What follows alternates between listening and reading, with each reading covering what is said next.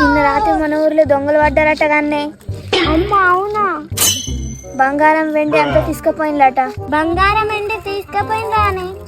అవునే, బంగారం వెండి తీసుకుపోయిండు. రాత్రి వండుకుంటప్పుడు మంచిగా వండుకో, తలపెట్టుకొని మీ అమ్మ నాన్నకు చెప్పు.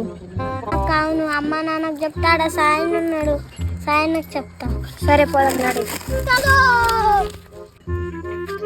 लेकिन ये साला कर क्या रहा है यहाँ पे? సాయన్న ఇక్కడ కూర్చుని ఏం చేస్తున్నావు అన్న? ఫోన్ చూస్తున్నా, టైం పాస్. మన ఊర్లో నిన్న దొంగలు పడ్డారట. ఇది దొంగలు పడ్డారా మన ఊర్లో? అది సుఖ నీకెట్లా తెలుసు దొంగలు పడ్డారని? ఊర్లో మంది మాట్లాడుకుంటుంది విన్నామన్నా. ఊర్లో మంది మాట్లాడుకుంటున్నారా? అవునన్నా, నీకు తెలియదా ఇంకా? నాకు తెలియదు, నేను ఇయ్యాలని వచ్చిన ఊరు నుంచి, కొద్దిగా ఊరి వెంటనే ఇయ్యాలని వచ్చిన. శివికి ఇప్పుడే చెప్పినా నేను. అయితే సాయన్న భయం పడాలి, సాయన్న దగ్గరికి పోదామన్నది, అందుకని నీ దగ్గరికి వచ్చానన్నా. అవునా? అవునన్నా. రాని రాని దొంగలు రాని, ఈ రోజన్నా రావాలా? ఇలా కూర్చుందాం ఇట్లానే బయటని, రాత్రికి చూద్దాం అలా దొంగల సంగతి. ఆ దొంగలకు చెట్టు గట్టేసి కూడా సరేనా? సరే అన్న. నీకు దొంగలంటే భయం లేదా అన్న? దొంగలకు అస్సలు భయం లేదు. దొంగలకు 2-3 సార్లు కొట్టినా కూడా కట్టేసి. అవునా అన్న?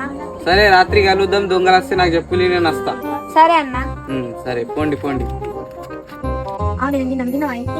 ఏం కూర వండిందమ్మా? మా అమ్మ బెండకాయ వండింది.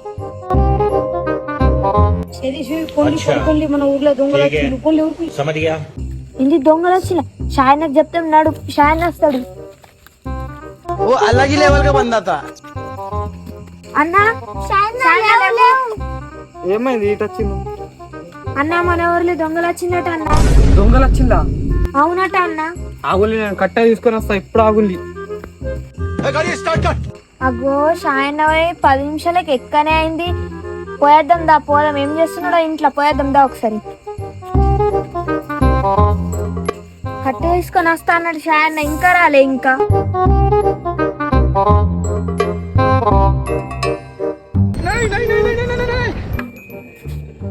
అగో షాయన్న ఇంట్లోనే వచ్చింది కానీ ఎటు పోయినా కనిపిస్తలేడు. लेकिन ये साला कर क्या रहा है यहाँ पे? నాకు కూడా తెలియదు. అక్క కిందేమో పచ్చి పచ్చి తలుగుతుంది. ఇదేంటి మంచం కిందికి వెళ్ళి వస్తుంది, చూద్దాం పదా.